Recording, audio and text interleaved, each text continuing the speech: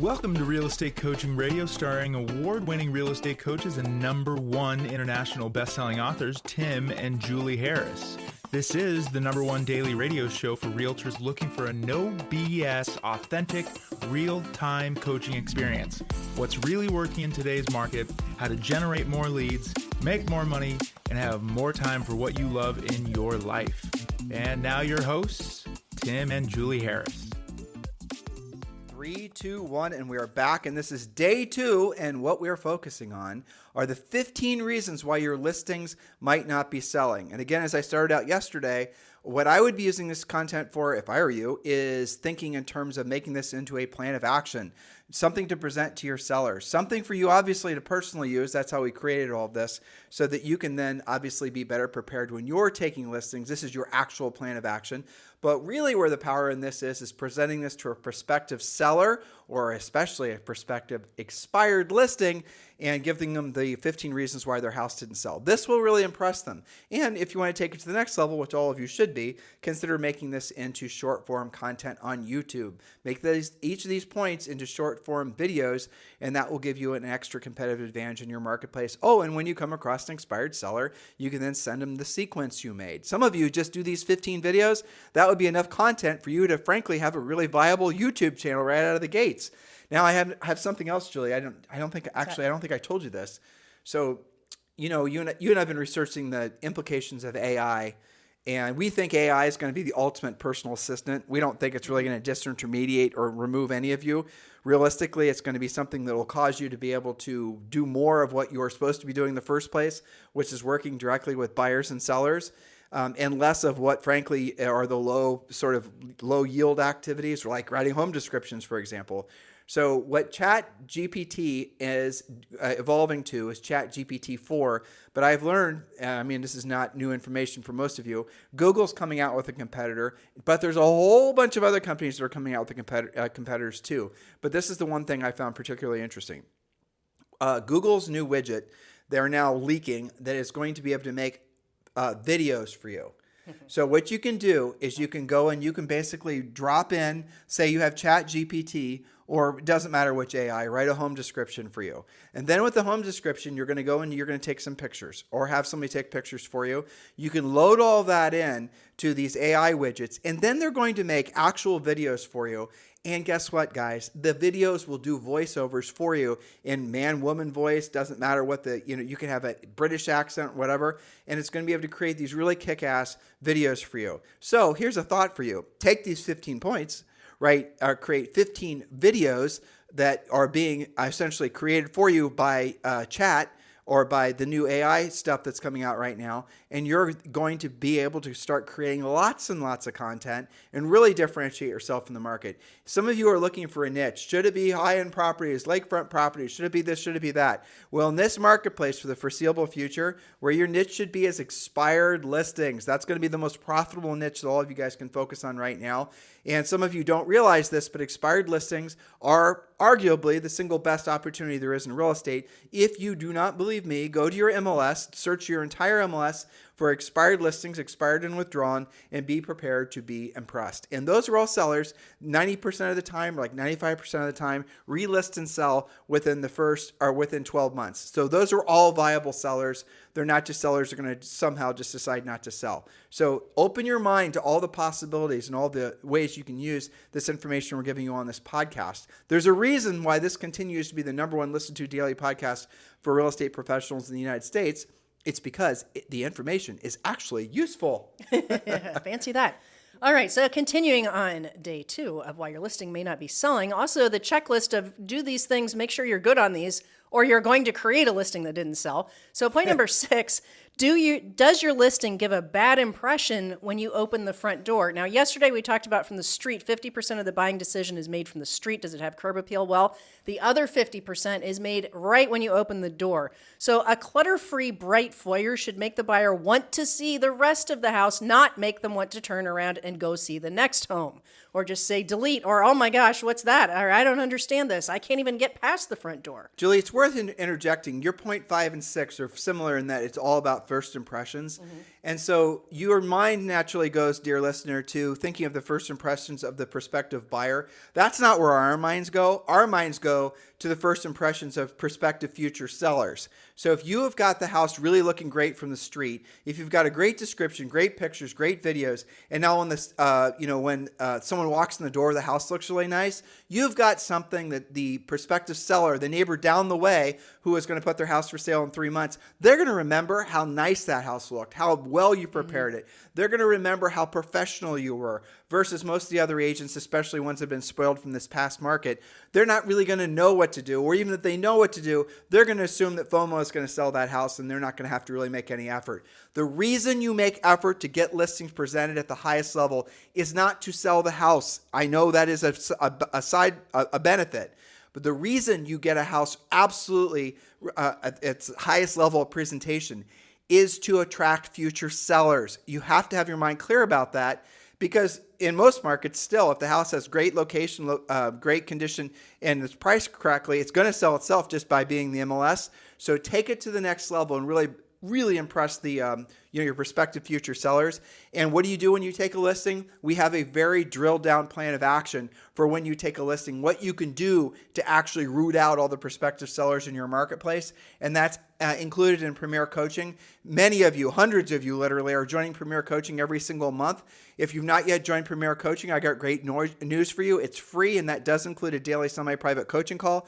Text the word Premier to 47372, or just go to premiercoaching.com. But either way, you're going to be able to read all the information that you get, all the benefits you get from being a coaching client. It's very simple, very elegant. It is the solution that all of you need in this marketplace. So text the word Premier to 47372, or just go to premiercoaching.com. Remember, when texting, message and data rates may apply. Point number 7, or question number 7, could something be wrong with your actual MLS listing? Well, maybe your pictures aren't loading, or the description doesn't make sense, or it's not categorized correctly. We've seen tons of examples, different spins on this. So for example, and all the MLSs are different. Some of them will let you do this, some of them won't. But if you don't put in the square footage, maybe you didn't know it, you couldn't find it, maybe it's new construction, whatever, you didn't even put in square footage and somebody's searching for it, your listing just won't pop up. It's invisible. If you're advertising a bunch of stipulations of what the seller will or won't accept, your listing will go to the bottom of the showing list or simply not get shown at all. Maybe something's wrong with your actual MLS listing. I had a case of this yesterday. The property address was like 123 Hollywood Boulevard, and we were trying to find it online to, do some investigation with this coaching client. And the previous listing agent had made it Holly Space Wood, which made it hard to find. Wasn't this one $30 million? 33, yeah. Yes. And also they had a comma instead of a period for the price. There were all kinds of weird things going on with this. So it could be something that is just making it so your searches are either weird or it makes your listing invisible. I remember we had a listing like that once, and I thought it had loaded. You know how the internet will time out on you sometimes? Mm-hmm. I'd done all of the work, entered all of the things. It timed out, and I thought it was active. It never became active. So you've got to search and make sure it looks like you want it to look. Your pictures look like you want. Make sure the description is right. And I can actually find it when I'm looking for it. Well, here's another thing. You're going to have to be really careful of the boundaries for school systems and things like that. Mm-hmm. You're going to have to be careful. There's so many different ways that you can, frankly, get yourself in hot water for not presenting the property correctly. You're assuming that people are looking over your shoulder. They are for the most part, but if you put something non-factual in the MLS description and the buyer claims that has influence on them, you're going to be in hot water again. Yeah, that's right. Tons of nuances to this, right? So I often will search for something in Carmel by the Sea, and just outside of Carmel by the Sea is just regular Carmel. So how many people, agents, buyers, search by Carmel by the sea? You can lose. So what do agents do that are smart? They do it all 3 ways: with the dash, without the dash, regular Carmel, and Carmel by the Sea, and their listing pops up in all 3 searches. So guys, if you a little hack for all this is look to see where the top listing agents are in your marketplace. Look to see all the things that they figured out probably the hard way and how their listings appear inside the MLS. MLS software, for the most part, is input only. It's not going to be it's not having AI check everything, no. And it's not thinking for you. You're going to have to realize that oftentimes, again, with expired sellers and expired listings, you're going to stumble across listings that had great condition, location, and actually even a great price. And then guess what happens? The house didn't sell. Why? Stupid little mistakes. Now, here's another fascinating one. What if, for example, now this isn't exactly what you're saying, but what if, for example, you find a house that's for sale in your marketplace and there's a sign in the yard, you call, you get the buyer in the house, but the house actually is not in the Norrells, the listing broker, even though the listing is in your community, in your city even, but that house and that listing broker are not part of your MLS. And guys, listen to what I'm saying. That means that technically, if there's no reciprocity, that listing broker who put a listing, who has an active listing in your marketplace, but is not a member of your board of realtors and you're not a member of theirs, they don't have to pay you the commission.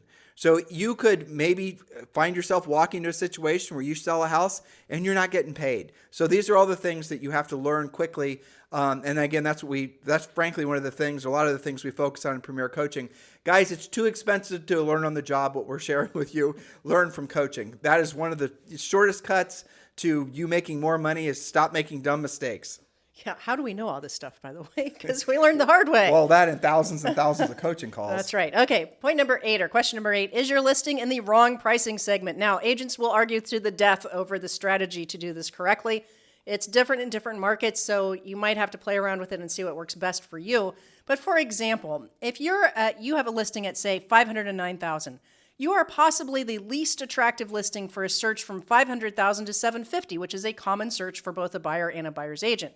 That should be $499 to make it the best option for looking from $350 to $500. Though truthfully, $500 to $750 is too big of a, Probably. 250. Not very many people are looking that big of a, with interest rates higher. Sure. But your point is still the same. Well, it doesn't. Anytime you see like 509, 507, doesn't that just scream $499 to you? Get what she's saying. If you put, if you put it at 509 and that buyer is looking from 500 to, let's say, 650, right? You're comparing that house that should probably be $499. You're forcing that buyer in that listing to be compared to houses that are going to be substantively nicer, and you're going to be at a disadvantage. And that little stinking $9,000 thing that the seller wanted to overprice it at, most likely, that's going to be the reason it doesn't get showings and doesn't actually get an offer. Now, I will say this: you are going to find yourself in situations all the time where the seller is going to want to Julie's point, go to the death match, go to the mat about pricing. And if you cannot lose a listing, even in this market, over some silly amount of money, 20, 25 grand that the seller thinks they can get for the house. What you do is you agree to take the listing. You don't argue with the seller. You don't say my CMA. You say the market, the CMA. That way you get it. Like, Mr. Seller, I appreciate the fact that you feel the house is worth $529. Even though the CMA and the market's telling us it's really worth, or really should be priced at $499. But now that I've seen your property, I can understand why you feel it's nicer than the market. And so let's go ahead and do this. Let's put it for sale for $525 for, whatever the shortest period of time is the seller will agree to. 5 days or 5 showings, whichever comes first. And if we don't have a written verified offer, or frankly any showings, we'll know we need to reposition the house in the market to more correctly reflect the buyer's expectations. Notice I did not say lower the price. Then you're giving the seller the opportunity to exercise their demons about their, overly aspirational price, and you're setting a rule, a time frame when the price is going to be adjusted. You're also not walking away and bragging to your office that you turned down a seller because they wouldn't take your price. Right. Point number 9. All right. Point number 9, does your listing look clearly overpriced when compared to its competition? If there are 10 listings that meet a buyer's criteria and your 3-bedroom listing is priced as if it's a 4-bedroom, you'll always look overpriced and go to the bottom of the showing list. This is true in all price points too. Some of you think, well, this is only true for, meat and potato houses in the Midwest. Nope. It's true for luxury, ultra luxury properties as well. Yes. And back to the meat and potatoes, split levels or bi-levels, priced like 2 stories or ranches, usually look overpriced. And by the way, appraisers look at it that way too, as well as anything else unusual for your market, like a house on a slab when its competition all has basements. So watch out for the anomalies in your market and price them accordingly. This is why in coaching we always recommend that you're at least friendly with 1 or 2 appraisers so you can run it up the flagpole and say, you know what? I've never had a contemporary house in a traditional market. Should I be discounting that a little bit because it's unusual, or does it not matter? Well, that goes to another point too. When an appraiser calls you and asks for information about a listing that you sold because they're planning on using it or thinking about using it for a comp, don't just, dump them into, voicemail never land. Actually have a conversation with them, because what you'll soon discover is sometimes those appraisers are appraising the houses for a potential sale. Maybe it's because it's a court-ordered sale. Maybe it's a probate sale. It could be a refi. A refi. Maybe, refi, you're not going to get a listing. Maybe it's a relocation, something like that. So when you befriend some of these appraisers, especially, and there's always going to be maybe a handful of them that are really, busy in your community, because the lenders all know that they're trustworthy and know the market. Those are the ones that are going to be the go-to appraisers. Befriend them, get to know them, learn about the market, learn about what they do. Ask them for market trends. Ask them what they're seeing. They're fantastic resources for you. Yes. Point number 10, does your listing have a confusing floor plan? We talked about this a little bit with regards to pricing, but now we're talking about staging. For example, a modern home in a colonial area, split levels or anything unusual should have extra staging so buyers and buyers' agents actually understand how the floor plan works. If you can't tell what a room is supposed to be, the home just won't resonate with a potential buyer. And again, this goes back to, I think it was point number 5 from yesterday, with regards to basically positioning the house with regards to decorating and furniture and all the rest of it. Modern floor plans where you're going to have basically big, huge rooms that sort of encompass a lot of different spaces. Those, frankly, are the biggest challenges to decorate sometimes.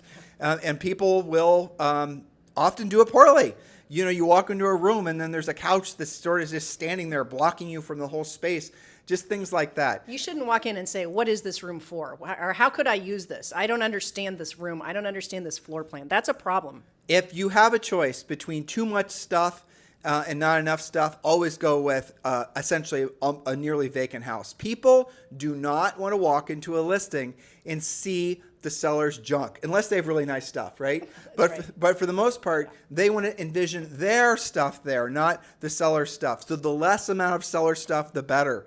And again, this all goes to how you can go, and when you're going in, I'm just visualizing some of you going on a listing appointment this evening with an expired seller. You're going to have all these points with you. You're going to show the point exactly what the seller, exactly what your checklist is. You're going to talk professionally and sympathetically about which of these points, how many of these points, frankly, the seller may have fallen, prey to, not having actually done correctly with the previous listing. That's going to make the seller feel more confident in you. Again, remember, your whole point of going through all of this is to feel more confident in yourself, to do a better job for your seller. All these things are true. But what you're really doing is you're positioning yourself for the long play of being perceived in your marketplace as being a true professional real estate agent. And that's everything that you come in contact with when you come in contact with any prospective buyers.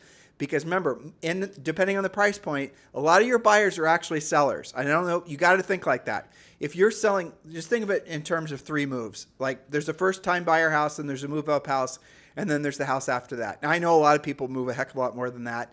We certainly have. But the reality of it is that's the typical pattern.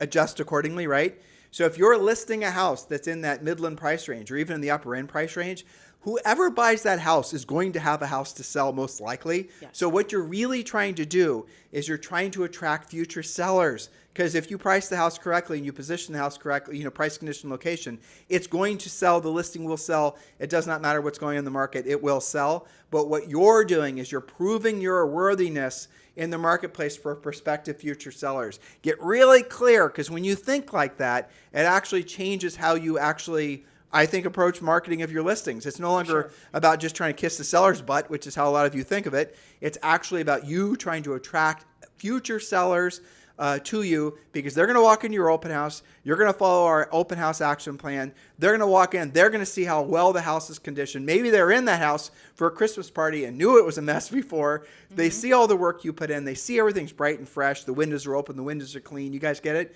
That is going to make an enormous difference. It's all going to be deeply rooted subconscious thinking. But the point is you have differentiated yourself in the marketplace. Well, that's right. And our Premier Coaching members are sure lucky that they have the guide that lives in the back of our listing presentation, which they get as Premier Coaching members, which walks a seller through how to properly stage your home in a nice, friendly, seller-friendly, non-confrontational way so that they literally take that checklist and they go through each room and they say, okay, well, it says right here that I should have a clutter-free countertop. Gosh, look at our bathroom countertops. We better do something about that. So that's what Premier Coaching members get, and a whole bunch of other things. So if you want that to be you, all you have to do is text the word Premier, P-R-E-M-I-E-R, to 47372, and then you can get that right away. You know, even a house that needs redecorated, let's say. Sure. You mentioned countertops. Let's say pretty much everything in your house is obsolete or it doesn't fit today's styles or whatever. If it's clean... Obsolete or older, but clean. Sure. If it's clean, it's still going to sell. True. Someone will find the avocado appliances charming, right? Well, they'll see the vision instead of seeing the clutter. Right. And that's going to be the thing that matters. So do take the time to position the house correctly. And again, you're just winning the opportunity at future listing appointments. And that's really what the big takeaway should be from today's podcast. All right, guys, use these points in good health. Use these points to take more listings. Your homework from today, if you've not yet become a Premier Coaching client, Julie just told you how to do it. Text the word Premier to 47372 or just go to premiercoaching.com. And yes, Julie does still have spots open if you're interested in becoming one of her private coaching clients. You need to text me directly at 512-758-0206, 512-758-0206. Please understand Premier Coaching is fantastic, but for those of you who are really ready to accelerate your success in real estate and go to the next level, maybe you're already at the next level, but you're ready to go to the level beyond that, Julie Harris can be your coach. Text me directly, 512-758-0206, and I will arrange frankly, an opportunity for you to get to know her, and she's going to get to know you, and together you guys will decide whether she's the right fit for your future real estate endeavors. In the meantime, thank you for continuing to make this the number one listened to daily podcast for real estate professionals and at least the United States. Thank you for all your 5-star reviews. Thank you for all the great feedback. We love what we're doing. What we mostly love the fact that you guys love what we're doing. Tomorrow we're going to start at point number 11. Have a fantastic day. This podcast is a part of the C-Suite Radio Network. For more top business podcasts, visit c-suiteradio.com.